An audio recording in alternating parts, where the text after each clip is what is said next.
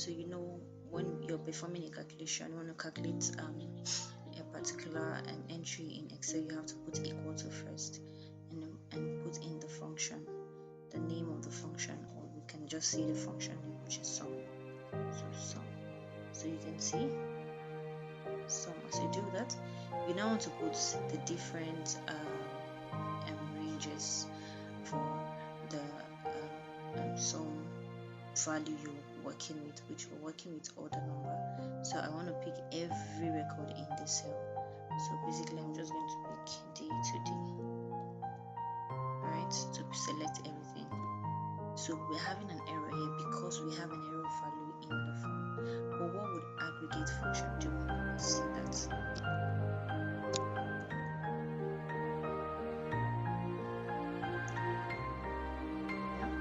Aggregates. See, aggregate function, it returns an aggregate in a list from database. So and there are some criteria involved. So the first thing to look at in the aggregate function syntax is the function name. So the function name deals with the function itself. So we have different aggregate functions, which are average, count all, maximum, minimum, product, overview, sum.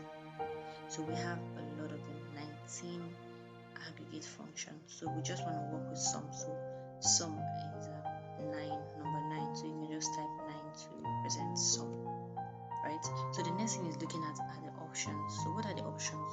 We want to ignore this error value so that this aggregate function will overlook the error value and calculate other figures that are there.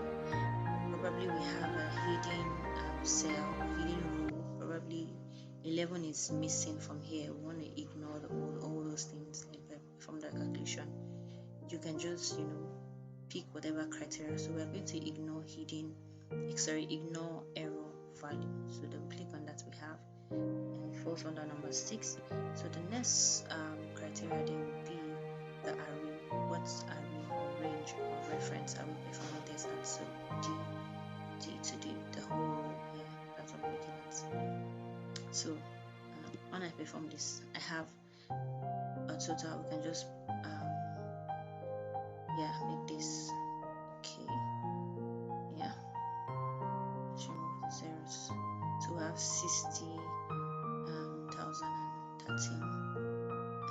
naira, dollar, whichever one we're looking at. And just make it naira. So this is it, right? So this is what we're looking for. So aggregate function can basically perform this for you.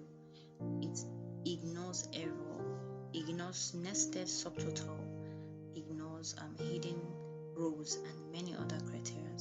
So whenever you have this kind of issue in your organization and you want to overlook the errors, you understand, you can basically use an aggregate function to do that. Probably you want to count the number of cells, you can just still use that to aggregate function to count the number of cells.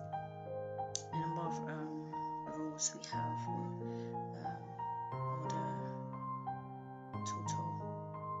So we want to count 2, right? We want to count and ignore all hidden rows. So if there are any hidden rows there, so we want to ignore all hidden rows and all hidden cells. That's 7.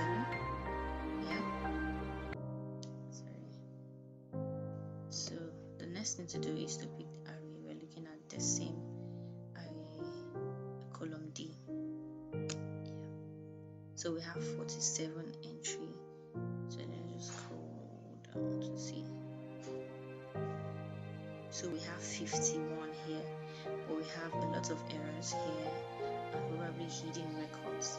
And so it has omitted all the hidden records and giving us 47 number of records. So basically you can calculate the number of errors you have and find out what is going on, make investigations on what is going on in your data.